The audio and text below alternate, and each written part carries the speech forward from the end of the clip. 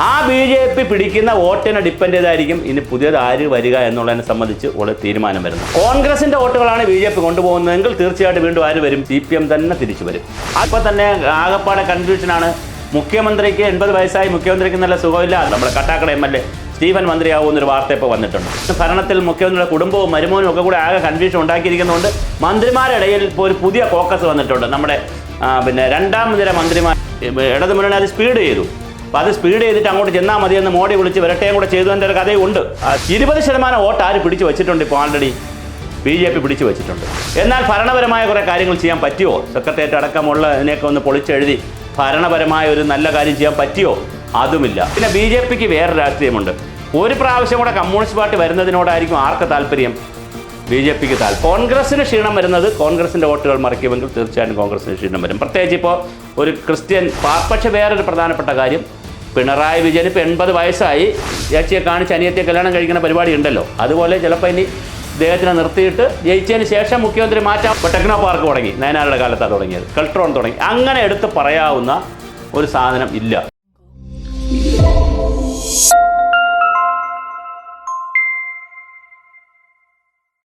ഇപ്പം ഇനി ഒരു വർഷം കൂടിയുള്ളൂ നമ്മുടെ ഇരട്ടച്ചന്തൻ ചേർന്ന മുഖ്യമന്ത്രി പിണറായി വിജയന്റെ സർക്കാരിന്റെ ഭരണം തീരാൻ വേണ്ടി. ഇപ്പോൾ തന്നെ ഈ ഇടയ്ക്ക് മോഹൻലാലിന്റെ സിനിമ തുടരുന്നത്, വൺ ഹിറ്റായ പടം. ആ പടത്തിന്റെ ഡയലോഗും പിണറായി വിജയന്റെ ഫോട്ടോയെ പറ്റി ഇപ്പോൾ സമൂഹ മാധ്യമങ്ങളിൽ ഒരു പോസ്റ്ററൊക്കെ ഉണ്ട്, പിണറായി വിജയൻ ഇനിയും തുടരുമെന്ന്. താങ്കളുടെ കാഴ്ചപ്പാടിൽ 2026 പിണറായി വിജയൻ തന്നെ ഭരണത്തിൽ വരുമോ, അതോ KPCCയിൽ ഒരു പുനഃസംഘടന വന്നിരിക്കുന്നു, KPCC പ്രസിഡന്റിനെ മാറ്റിയിരിക്കുന്നു, BJP പ്രസിഡന്റിനെ മാറ്റിയിരിക്കുന്നു, BJP യൂത്ത് കോൺഗ്രസിൽ നിന്നും SF നിന്നും പുതിയ യുവാക്കൾ BJPയിലേക്ക് വരുന്നു. പിന്നെ ഭരണം ഇനി ആർക്കാണ്, എങ്ങോട്ടാണ് ചേർന്ന് പോണത്? അല്ല, ഭരണം എങ്ങോട്ടാണെന്നുള്ളതിന് ഒരു ചോദ്യം ചെയ്യാം, അല്ലെങ്കിൽ നമുക്ക് പറയാം. അതിനുമുമ്പ് എന്തിനാണ് ഈ തുടരും എന്നുള്ളതിനെക്കുറിച്ച് കൂടി ആലോചിച്ചിട്ടോ. ഇപ്പോൾ തന്നെ ആകപ്പാടെ കൺഫ്യൂഷനാണ്. മുഖ്യമന്ത്രിക്ക് 80 വയസ്സായി, മുഖ്യമന്ത്രിക്ക് നല്ല സുഖമില്ല, അദ്ദേഹത്തിന് സമയമില്ല, സാഹചര്യമില്ല, ഫയൽ നോക്കാൻ കാര്യമില്ല, അദ്ദേഹത്തിന് എഴുതി കൊടുക്കുന്ന കാര്യങ്ങൾ പറയുന്ന നിലയിലേക്ക് പോകുന്നു. അതിൻ്റെ അനുരണനങ്ങൾ നമ്മുടെ മന്ത്രിസഭയിൽ കണ്ടിട്ടുണ്ട്. ഇപ്പോൾ ശിവൻകുട്ടി എഴുതി കൊടുത്തു എന്നോ പറഞ്ഞു എന്നൊക്കെ പറയുന്നത് അദ്ദേഹത്തിന് ആരോഗ്യ പ്രശ്നമുണ്ട്. അപ്പോൾ സ്റ്റീഫൻ ഇപ്പോൾ മന്ത്രിയാവും എന്നൊക്കെ കേൾക്കുന്നുണ്ട്. നമ്മുടെ കട്ടാക്കട MLA സ്റ്റീഫൻ മന്ത്രിയാവും എന്നൊരു വാർത്ത ഇപ്പോൾ വന്നിട്ടുണ്ട്. അതുപോലെ തന്നെ മുഖ്യമന്ത്രിയുടെ മരുമകൻ ഇപ്പോൾ കിടന്ന് ഭരണത്തിൽ മുഖ്യമന്ത്രിയുടെ കുടുംബവും മരുമോനും ഒക്കെ കൂടെ ആകെ കൺഫ്യൂഷൻ ഉണ്ടാക്കിയിരിക്കുന്നതുകൊണ്ട് മന്ത്രിമാരുടെ ഇടയിൽ ഇപ്പോൾ ഒരു പുതിയ ഫോക്കസ് വന്നിട്ടുണ്ട്. നമ്മുടെ രണ്ടാം നിര മന്ത്രിമാരായിട്ടുള്ള താഴെ നിൽക്കുന്ന MP രാജേഷും നമ്മുടെ ബാലഗോപാലും രാജീവും 3 പേരുടെ ഒരു കോക്കസ് ഇപ്പോൾ വന്നിട്ടുണ്ട്. ഈ MLA-മാരുടെ ഇടയിലും ഈ കോക്കസ് വന്നിട്ടുണ്ട്. ഈ കോക്കസിനെ സപ്പോർട്ട് ചെയ്യുന്ന ഒരു ടീം പുറത്തും വന്നിട്ടുണ്ട്. നേരത്തെ മന്ത്രിയാവാൻ പറ്റാത്ത ഒരു ടീമുണ്ട്. ഇവരെല്ലാം കൂടി ഒരു കൺഫ്യൂഷനിലേക്കാണ് പോകുന്നത്. അപ്പോൾ അതൊരു വല്ലാത്തൊരു ഭരണത്തിൻ്റെ ഒരു വല്ലാത്തൊരു രീതിയിൽ. പിന്നെ മാത്രമല്ല, ഈ ഗവൺമെൻറ് ചെയ്തിട്ടുള്ള ഒരു മേജർ പ്രോജക്റ്റ് എന്ന് പറഞ്ഞാൽ അതൊരു വളരെ പ്രധാനപ്പെട്ട ചോദ്യമാണ്. നമ്മളിപ്പോൾ ഏത് പദ്ധതി നടത്തുള്ളൂ?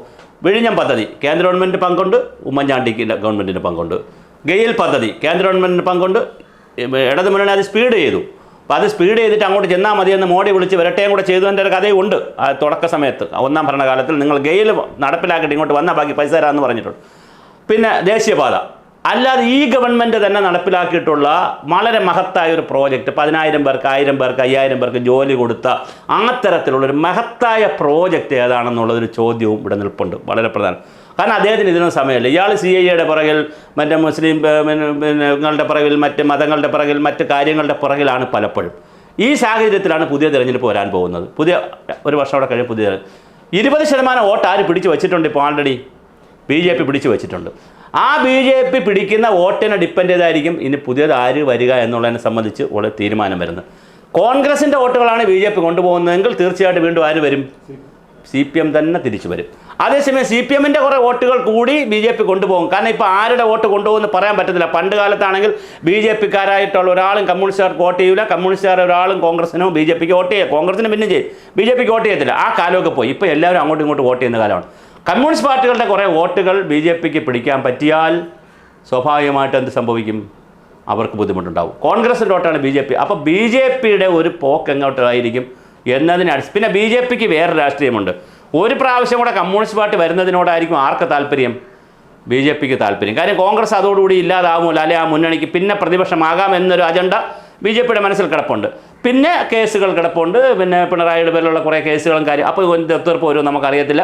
എന്തായാലും 3ആയി നിൽക്കുന്നത് കൊണ്ട് ഞാനീ പറഞ്ഞ പോലെ കോൺഗ്രസിന് ക്ഷീണം വരുന്നത് കോൺഗ്രസിൻ്റെ വോട്ടുകൾ മറിക്കുമെങ്കിൽ തീർച്ചയായും കോൺഗ്രസിന് ക്ഷീണം വരും. പ്രത്യേകിച്ച് ഇപ്പോൾ ഒരു ക്രിസ്ത്യൻ പാർട്ടിയും കൂടെ അവിടെ ഉണ്ടാക്കിയിട്ടുണ്ട്. അവർ വലിയ സ്വാധീനമുള്ളവരല്ലെങ്കിലും കർഷകരുടെ ഇടയിൽ സ്വാധീനമുള്ള പ്രവർത്തിക്കുന്ന കേരള ഫാർമേഴ്സ് കമ്മിറ്റി ഫെഡറേഷൻ അങ്ങനെ ഏതാണ്ട് പറഞ്ഞൊരു സമിതിയാണ് ഇപ്പോൾ പഴയ MLA നേതൃത്വത്തിൽ കോട്ടയത്ത് പാർട്ടി ഉണ്ടാക്കിയിരിക്കുന്നത്.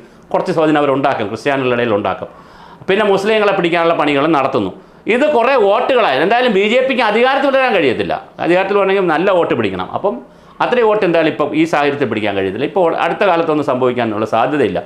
അങ്ങനെ വരുമ്പോൾ സ്വാഭാവികമായും അത് ഇടതുപക്ഷത്തിന് ഗുണം വരണമെങ്കിൽ കോൺഗ്രസിൻ്റെ വോട്ടുകൾ BJP കൊണ്ടുപോകണം. കോൺഗ്രസിന് ഗുണം വരണമെങ്കിൽ ഇടതുപക്ഷത്തിൻ്റെ വോട്ടുകളായിരിക്കണം BJP കൊണ്ടുപോകേണ്ടത്. ഇനി രണ്ടുപേരെ വോട്ട് കുറേശ്ശെ പിടിക്കുമെങ്കിൽ ഒരു ബാലൻസ് ചെയ്യുന്ന 70-85 സീറ്റ് ഇങ്ങനെ ബാലൻസ് ചെയ്യുന്നൊരു ഗവൺമെൻറ് ആയിരിക്കും, കുറഞ്ഞ സീറ്റിലുള്ള ഗവൺമെൻറ് ആയിരിക്കും വരുന്നത്. ഇതാണ് ഒരു രാഷ്ട്രീയ സാഹചര്യം. പക്ഷേ വേറൊരു പ്രധാനപ്പെട്ട കാര്യം, പിണറായി വിജയൻ ഇപ്പോൾ 80 വയസ്സായി. ഗോവിന്ദൻ മാഷ് പറയുന്നുണ്ട് പിണറായി വിജയൻ തന്നെ ക്യാപ്റ്റനായി നിൽക്കുമെന്ന്. പക്ഷേ ചേട്ടനെ നിർത്തി പിന്നെ അല്ല ചേച്ചിയെ കാണിച്ച് അനിയത്തിയെ കല്യാണം കഴിക്കുന്ന പരിപാടി ഉണ്ടല്ലോ, അതുപോലെ ചിലപ്പോൾ ഇനി ഇദ്ദേഹത്തിനെ നിർത്തിയിട്ട് ജയിച്ചതിന് ശേഷം മുഖ്യമന്ത്രി മാറ്റാമെന്നുള്ള വിചാരിക്കുന്നത് നമുക്കറിയില്ല. അത് അങ്ങനെയൊക്കെ ഒത്തിരി സംഭവിക്കാൻ വരും. നമ്മളിപ്പോൾ ഒരാളിനെ ഇപ്പോൾ ശൈല ടീച്ചർ മന്ത്രിയാവുമെന്നല്ലേ എല്ലാവരും വിചാരിച്ചത്. അവർ മന്ത്രിയാവുമെന്ന് അവർ മത്സരിപ്പിച്ചില്ലെങ്കിൽ കുഴപ്പമില്ല, മത്സരിപ്പിച്ചാൽ മന്ത്രിയാവുമെന്ന് വിചാരിച്ചു. പക്ഷേ മന്ത്രിയായില്ലല്ലോ. അപ്പോൾ അതുകൊണ്ട് അങ്ങനത്തെ പ്രശ്നങ്ങളൊക്കെ സംഭവിക്കാം. രാഷ്ട്രീയമല്ലേ, അതിനകത്ത് എന്ത് സംഭവിക്കാം. പക്ഷേ പിണറായി വിജയൻ്റെ ആ ഒരു അപ്രമാദിത്വം കുറഞ്ഞു വരുന്നതായിട്ടാണ് കാണുന്നത്. അത് രണ്ട് കാരണം. ഒന്ന്, ഞാൻ കാണുന്നത് അദ്ദേഹത്തിന് പ്രായമായി, 80 വയസ്സായി, ആരോഗ്യ പ്രശ്നങ്ങളുണ്ട്. പിന്നെ കുടുംബത്തിൻ്റെ വലിയൊരു ഇടപെടൽ ഇതിനകത്തുണ്ട്. ഇതെല്ലാം കൂടി വരുമ്പോൾ സ്വാഭാവികമായും എന്തുണ്ട്, അദ്ദേഹത്തിൻ്റെ അധികാര പിടി അയഞ്ഞു വരുന്നത്. ആ ഗ്യാപ്പ് നോക്കി മറ്റാളുകൾ എന്ത് ചെയ്യുന്നു, കമ്മ്യൂണിസ്റ്റ് പാർട്ടിയിലെന്നും അങ്ങനെയൊക്കെ തന്നെയാണ്, എല്ലാ പാർട്ടിയിലും അങ്ങനെയാണ്, കമ്മ്യൂണിസ്റ്റ് പാർട്ടിയിലും അങ്ങനെ തന്നെയാണ്. ആ ഗ്യാപ്പ് നോക്കി ബാക്കി ടീം കയറുന്നുണ്ട്. അല്ല, വിജയപരാജയത്തിൻ്റെ വിഷയമല്ല ഞാനീ പറഞ്ഞത്. നേരത്തെ നമ്മളൊരു വീഡിയോയിൽ പറഞ്ഞ കാര്യമാണ്. നമ്മൾ കേരളത്തിൻ്റെ 9 വർഷം എന്ന് പറഞ്ഞ ചെറിയ കാലയളവല്ല. ഇവിടെ അച്യുത് മേനോൻ ഭരിച്ചിരുന്നു. എന്തുമാത്രം പുതിയ പ്രോജക്റ്റ്, എത്ര സർക്കാർ ഗവേഷണ സ്ഥാപനങ്ങൾ പുതിയ പ്രോജക്റ്റ്.